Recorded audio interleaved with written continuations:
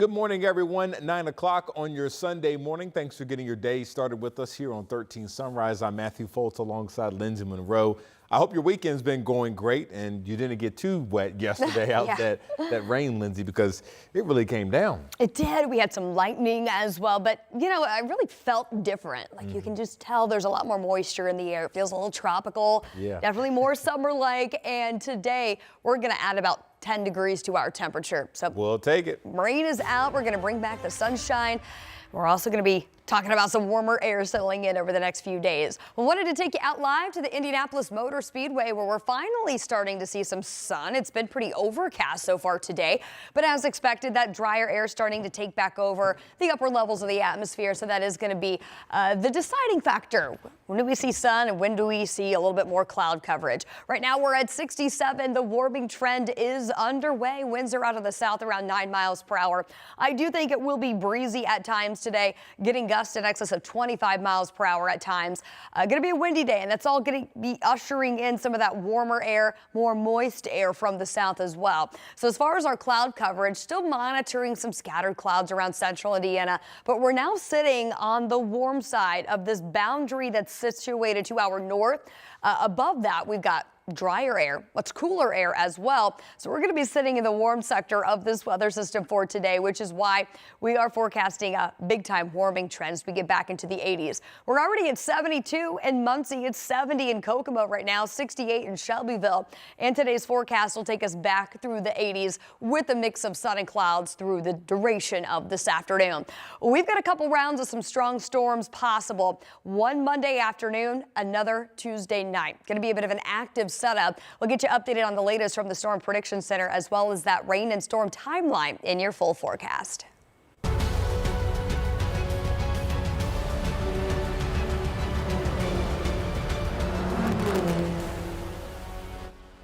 We are just 1 week away from the 110th running over at the IMS for Indy 500. And we know rain delayed things over at the track yesterday. So now qualifications for the field of 33 will take place today. Our Dominic Moran and Eli Gang were at the track yesterday to really break down how drivers are feeling today and how all of this will work today.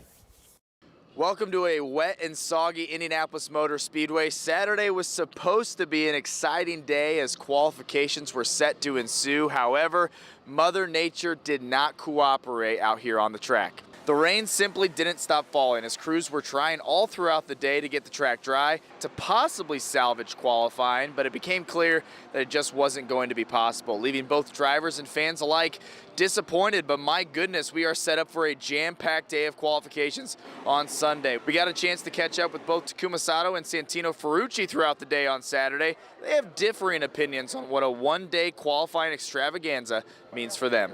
We have to see the schedule.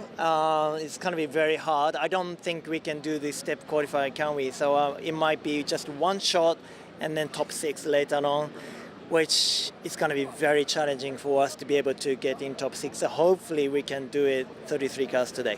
Honestly, I'm kind of here for it. I mean, one shot qualifying, man. It's pretty cool. Yeah.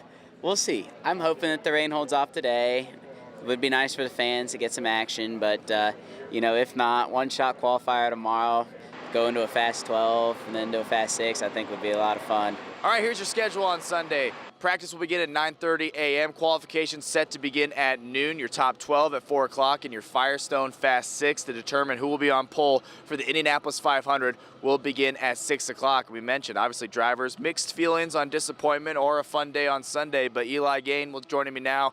Fans probably disappointed. Yeah, disappointed, but I think all of them, the ones that we talked to, they weren't going to deny the inevitable. We knew what the radar was looking like throughout the course of the entire day, but that didn't stop people from getting out here and just walking around the grounds of this historical landmark. Obviously, there's more things to do. You want to watch the cars. That's the best part. But there's so many things that you can do here around IMS to fill your time. And the fans that we did talk to today had the opportunity to do that regardless of how the qualifying round went on Saturday. We were hoping for maybe like around 4 that it would be back and we'd see some cars, but it's been fun just walking around still. People watching. We love people watching because we can't watch the cars. We're really disappointed. We came from Houston all the way up here for this, and this has just been a real bummer, man. Indiana, what the hell? The track is really big. There's a lot. I don't know why, like in my head, it's a lot bigger than like I guess I expected it to be. So it's still pretty cool to just kind of look around, look at the shops and stuff. It's nice. Now, unfortunately for those folks who traveled up from Houston, will not be here on Sunday, but for a majority of the fans who were here on Saturday, their tickets and their parking will be good for Sunday's qualifying. Yeah, and Sunday's going to be a super fun day. We're very excited. We're going to find out who's going to be on that front row, who's got the speed going into the week leading up to the race, who's going to be on pole for the 110th running of the Indianapolis 500. Going to be all sorts of fun. We'll bring you all the action on air and extended coverage on WTHR+. For Eli Gain, I'm Dominic Miranda here at IMS 13 Sports. Oh, man, you just feel for those folks from Houston. That is certainly some tough luck. But don't worry, our Dominic Miranda and Eli Gain will both have you covered today out at the track. So they'll have a recap for you later on tonight at 13 News at 6. But don't forget, we'll also be at the track this Friday for Carb Day. And then on Saturday, make sure you tune into Channel 13 where you can watch the Lucas Oil 500 Festival Parade. And then, of course, we will be at the track all day long for the Indy 500 next Sunday.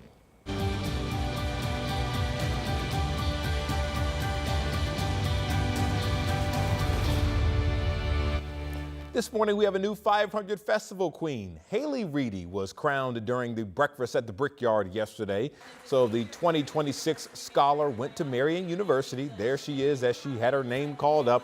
She grew up in Greenwood and volunteers over at the IMS Museum and the Indianapolis Zoo. Haley shared this message for little girls watching her now. You can be the person that goes out and does the big thing. You don't have to make yourself smaller, and you don't have to expect other people to do the thing. You can just go out and do it and be great.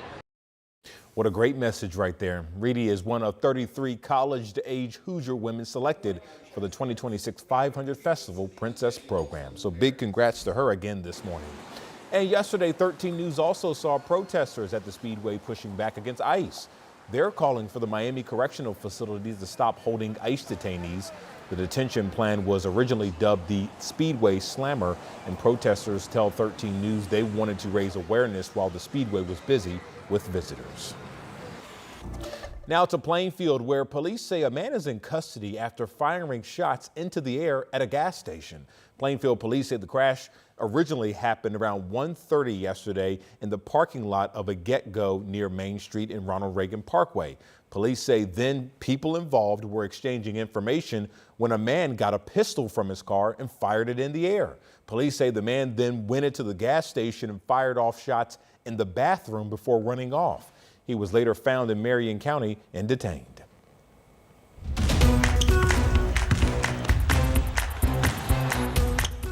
Hey there, good morning to you. I'm Samantha Johnson. WNBA basketball is back, and the Indiana Fever are back on WTHR and our sister station WALV starting today. The Fever have 3 regular season games under their belt already as they welcome the Seattle Storm to Gainbridge Fieldhouse. So here are 3 things you need to know heading into tonight's matchup. This is your Fever Minute. So first, say it with me, defense. The Fever emphasized defense during training camp, but they came out weak on that side of the ball to start the season. So tonight, the Fever have to play good D if they want to stop the Storm. Next, CC, AB, and KM. Caitlin Clark, Aaliyah Boston, and Kelsey Mitchell.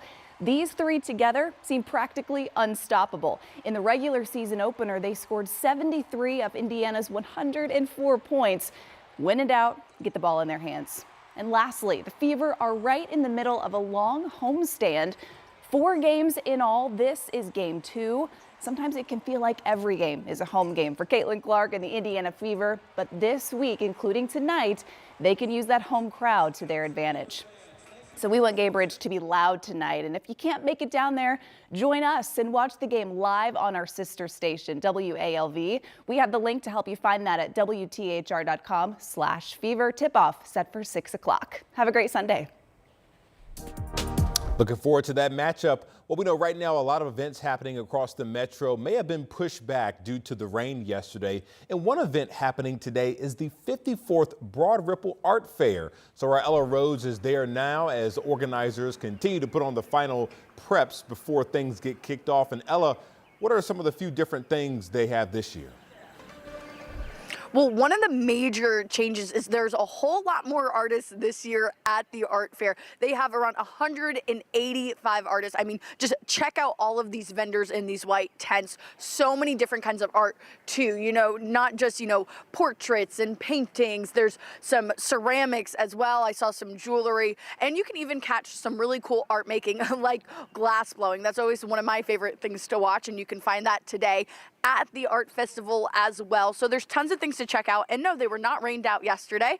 And also this year, the tickets are cheaper. So that's one thing to look forward to. And you got great weather for today. But I want to introduce you to Mark Williams. He's the CEO behind all of this. Mark, why should people come out to the art fair today? Well, it's a great community event. You know, we bring the community together, and while we have the 185 artists from all across the country, we really focus local. You know, we lowered ticket prices this year. Families are dealing with so much with gas and groceries that it's the little bit we could do to make it a community gathering event and make everyone feel welcome. We also brought back the free parking, where we have a shuttle service, door-to-door shuttle service over there on Keystone at the Charles Schwab building south of Ironworks. So it's just great to see families come, participate in the art making activities, and have a great time. Definitely. What's one thing people cannot miss if they choose to come out to the fair?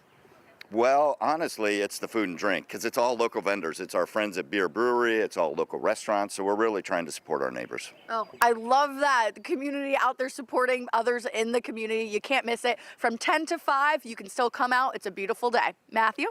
It certainly looks like a great day, and I'm glad they were not one of the events that got rained out yesterday. I know many events did, but it is open at 10 o'clock, like you said, Ella, and closes at 5. So we will check back in with you soon during this hour. Thanks so much.